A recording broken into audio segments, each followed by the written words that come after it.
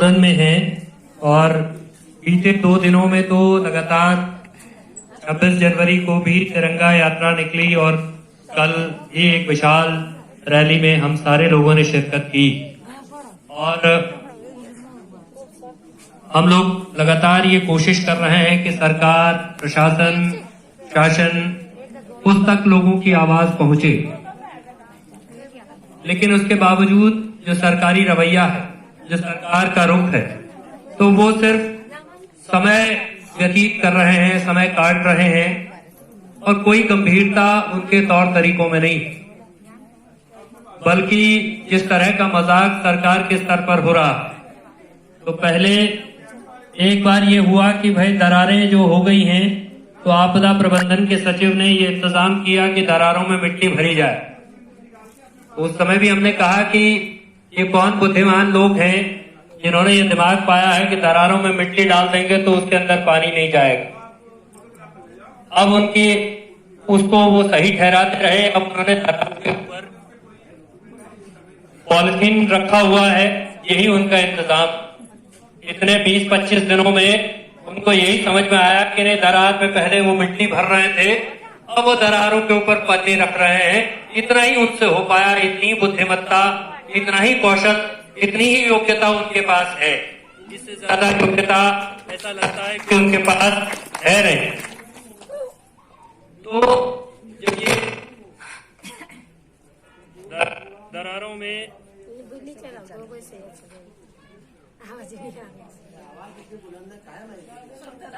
हो जाएगा वैसे ही अच्छे बोल ले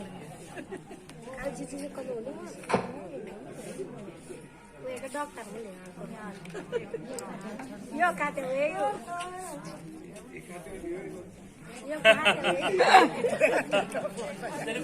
ऐसे ही बोलो, ऐसे। हाँ, कोई बात नहीं। तो मैं ये कह रहा था कि इतनी बुद्धिमत्ता, इतनी समझदारी इस राज्य में आपदा प्रबंधन के जो सचिव बनाए गए हैं उनके पास है कि वो ये बता सकें कि भाई दरार के ऊपर क्या करना है। तो दरार के ऊपर पहले मिट्टी भरनी है, फिर दरार के ऊपर मिट्टी भर के काम नहीं चलेगा तो पॉलिथीन रख देना है।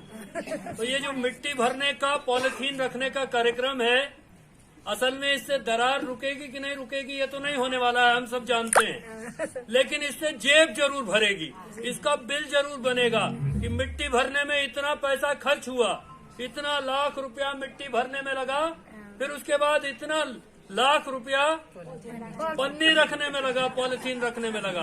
फिर क्या होगा? फिर हवा आएगी, फिर वो पन्नी उड़ेगी, फिर उसकी जगह नई पॉलिथीन आएगी, फिर इतना लाख रुपया वो पन्नी दोबारा खरीदने में लगा। और इसी तरीके से लोगों के हिस्से का पैसा, लोगों को राहत देने के लिए जो पैसा पुनर्वास के लिए लगना चाहिए था, वो मिट्टी भरने में, पन्नी रखने में और अफसरों के शानो शौकत में लगेगा। वो सारा इंतजाम इसी तरह से होगा। तो ये हम कहना चाहते हैं। और आज के दिन पर मैं अभी ये मिट्टी भरने का खेल, तो ये मिट्टी भरने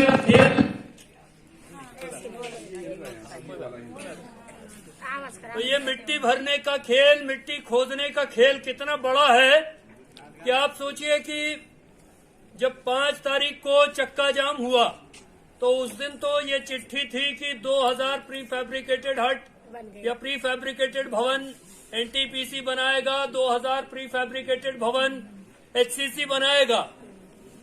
20 तारीख को एक जेसीबी मिट्टी खोदता हुआ फोटो डीएम ने डाला और बोला उद्यान विभाग की जमीन में प्री फैब्रिकेटेड भवन बन रहा है, मॉडल। आज 28 तारीख को फिर एक मिट्टी खोदता हुआ फोटो डीएम ने डाला है ट्विटर पर, जेसीबी का मिट्टी खोदता हुआ फोटो, और वो कह रहे हैं कि ढाक में भवन बनने का काम शुरू हो गया। फिर जेसीबी का फोटो है, मिट्टी की खुदाई है। तो ये मिट्टी खोदो, एक जगह फोटो खिंचवाओ, दूसरी जगह मिट्टी खोदो, फोटो खिंचवाओ, तीसरी जगह मिट्टी भरो, फोटो खिंचवाओ। इससे ज्यादा काम अफसरों से नहीं हो रहा है। कुछ नहीं होना। तो अगर ये मिट्टी भरने का, मिट्टी खोदने का काम करने के लिए ही अफसर हैं, तो फिर बाजार में जो मजदूर लोग हैं, जो मजदूरी करते हैं, जो मिट्टी खोदने का ही काम करते हैं, तो सारा प्रशासनिक मशीनरी उनके हाथ में दे देनी चाहिए, क्योंकि मिट्टी खोदने का काम तो मिट्टी भरने का काम वो रंजीत सिन्हा और हिमांशु खुराना से ज्यादा अच्छा करेंगे। तो उन मजदूरों के हाथ में सारा प्रशासन दे दो, क्योंकि उससे ऊपर नहीं सोचा जा रहा है।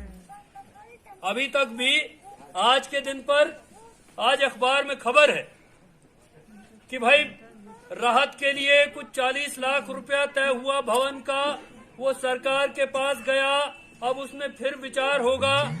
और अखबार ने लिखा है कि करीब करीब तय हो गया है, करीब करीब अभी तय नहीं हुआ लेकिन करीब करीब तय हो गया है।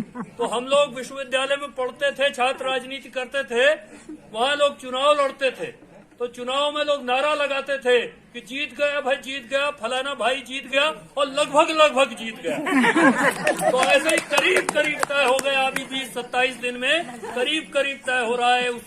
उससे ज्यादा बात आगे नहीं पहुंच रही, उससे ज्यादा बात आगे बढ़ नहीं रही।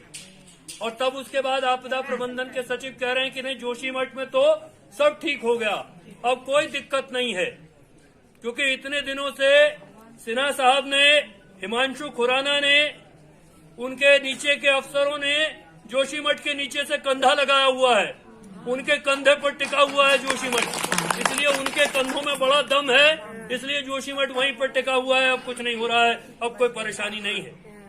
तो आपके कह देने से कि कोई परेशानी नहीं है, वो तो यहाँ जो लोग बैठे हैं या जो लोग उन जोशीमठ में किसी आदमी से पूछ लो, वो बता देगा कि वो पानी कहाँ का है।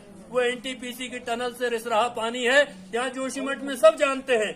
लेकिन हिंदुस्तान के तमाम बड़े वैज्ञानिक संस्थान, उनको इतने दिनों में पता नहीं चला कि वो कहाँ का पानी है।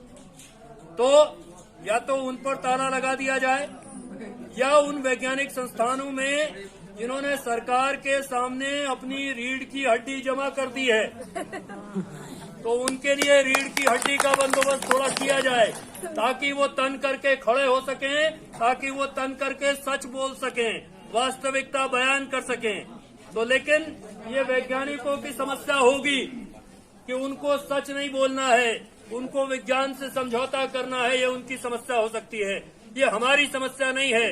हम तो जानते हैं कि वो कहाँ का पानी है, हम ये भी जानते हैं, और इसलिए कल भी हमने कहा, और ये लगातार हम ये कह रहे हैं कि वो एनटीपीसी पर ताला लगाना होगा, क्योंकि वो हमारी तबाही का इंतजाम कर रही है वो परियोजना, इसलिए वहाँ तो ताला बंद करना पड़ेगा।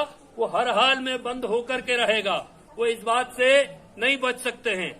तो बस इस बात के साथ हम लोग बहुत देर से यहाँ बैठे हुए हैं, इस बात के साथ कि ये लड़ाई, जिसको हम बार बार कह रहे हैं कि एक लंबी लड़ाई है, और इस लंबी लड़ाई में जितने भी ऐसी कोशिशें हैं लोगों को भ्रम में डालने की, लोगों को उकसावे में डालने की, उस किसी कोशिश में नहीं फंसना है।